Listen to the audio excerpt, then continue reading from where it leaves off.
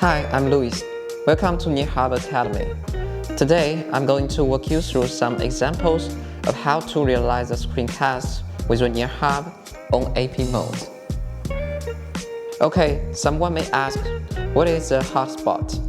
A hotspot is a physical location where people can access the internet, typically using Wi-Fi, via a wireless local area network with a router connected to an internet service provider. So, hotspots can create a local area network so as to realize a screencast without Wi-Fi. Now, let's take a look at how this works. In order for a better test environment, firstly, I'm going to turn off the Wi-Fi in the whiteboard. Then, I just need to hit hotspot function and turn to the cast page. And then, on my computer here, I have EShare downloaded. And I also need to confirm the computer has connected to the hotspot.